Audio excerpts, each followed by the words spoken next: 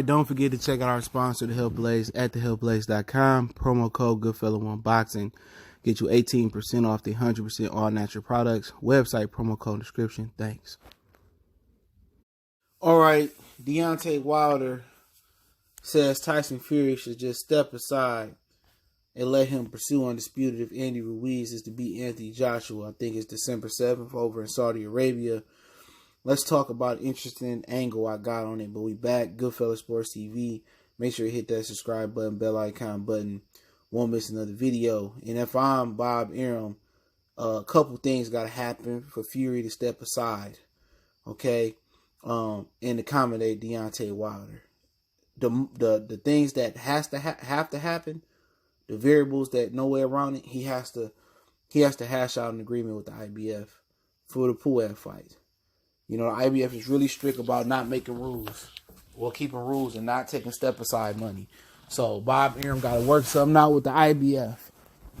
I don't know if he got to act like Pulev got an injury, you know, or whatever the situation may be. Maybe just say, you know, Fury and Pulev a fight and sign for the winner to fight Deontay Wilder. But they got to make sure the Pulev thing step aside.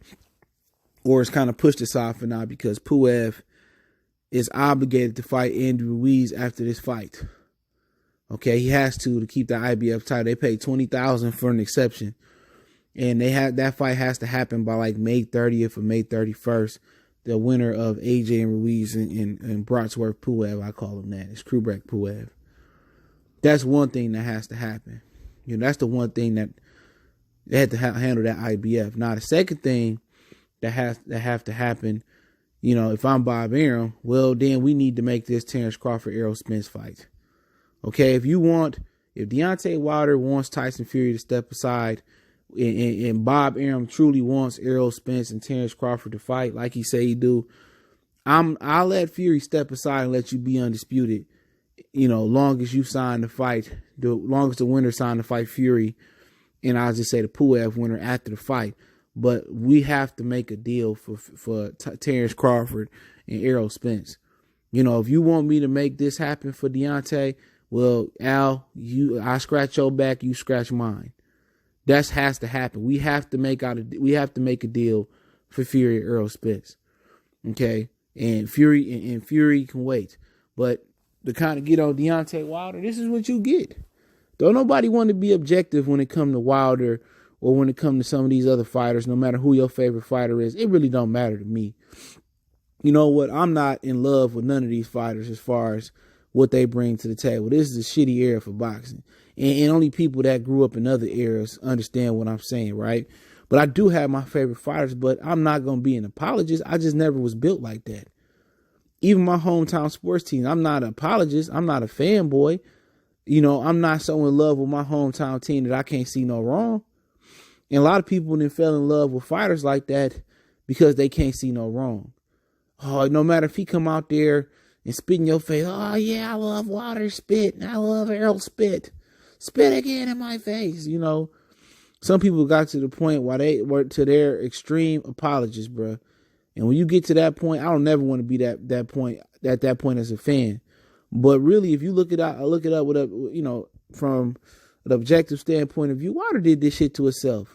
You know, the zone deal came up about the money, and AJ was perping about fighting him, and he signed to fight a 2-fight deal, Fury and Luis Ortiz, and he has to fight Luis Ortiz by November per the Fury signed agreement, and that's going to be going down in Vegas. I don't know. I think it's the weekend. I think it's the weekend before Black Friday and Thanksgiving and all that. All right, and it would have been November something, but that KSI and Logan fight fell on the date they was looking for at the Staples, so it moved to Vegas.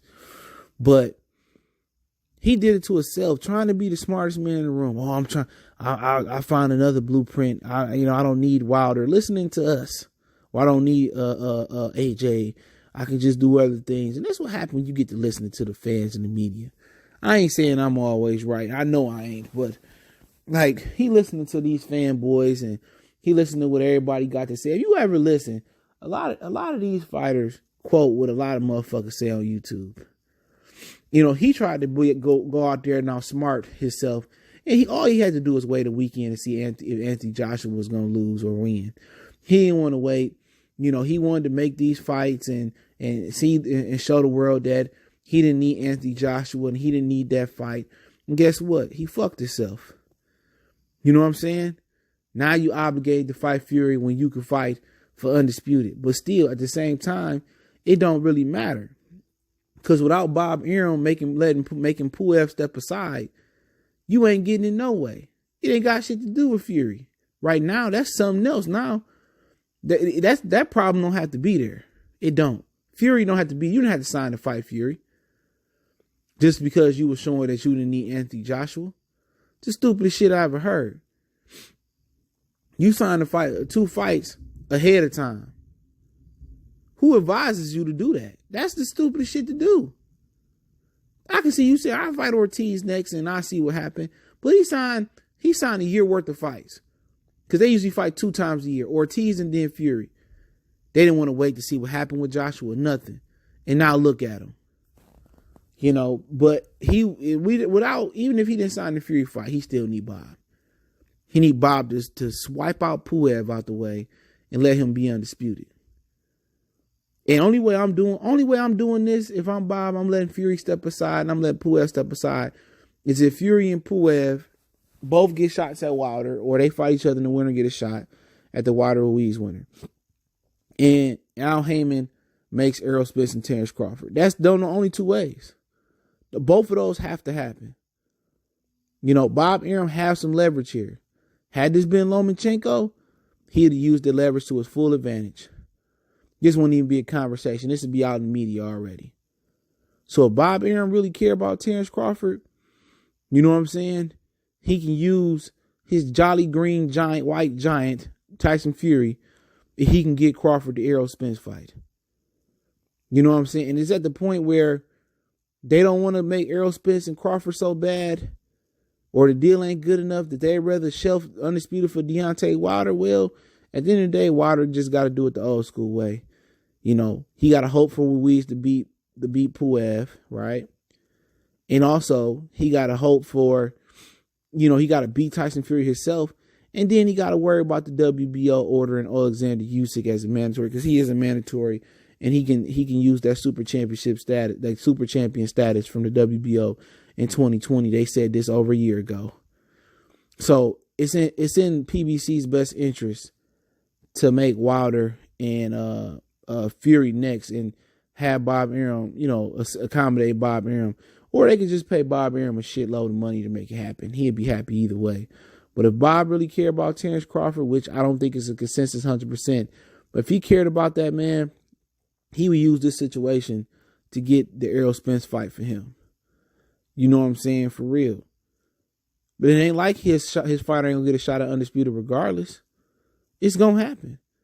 You know, but if Wilder do wait, he do, you know, Ortiz and he fight Fury, and then Ruiz get past Pulev, then they're going to order Alexander Usyk.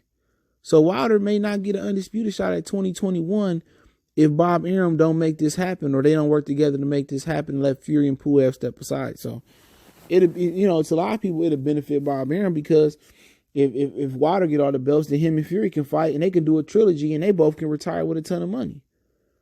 You know, after that, only thing for Wilder to do is nothing, because he got a draw. So 50-0 ain't really 50-0 with a draw. So if I'm Wilder, I beat Fury, I beat Ruiz, become undisputed, fight Fury 2 more times, and I retire. There's nothing else to prove. And if AJ build himself back up, he want to fight, I knock his ass out too, for good measure. It ain't too much for Wilder else to do. Ain't no point in sticking around the game. You made your bones. You know, like the brother Nas told Bernard Hopkins, he said, you did everything in this sport but get knocked out bad or get embarrassed. And what happened? Got embarrassed by Joe Smith Jr. But if I'm Bob Arum, only way I'm clearing the way for Wilder to be undisputed is if they willing to make Errol Spence and Terrence Crawford, you know. And it'd be telling if he used that leverage, you know. He a smart man. They don't pay me to think for Top Rank. I said this a couple days ago on my stream. So I just dedicated the video because a lot of people missed the stream before the Lomachenko fight. But hey, my personal opinion on it, let me know what you think in the comment section. Don't forget, we on Facebook, Instagram, Twitter. Reach out to the email. If you have a business question, inquiry, sponsorship, or video request, Keep sharing the videos. Appreciate the love, support. And yeah, check out our playlist. Ton of boxing, NBA, NFL, music, entertainment, the whole nine. You want to make a donation? That link's in the description. Best way to donate is share the video. And let me know, would you do the deal if you was Bob Arum? We gonna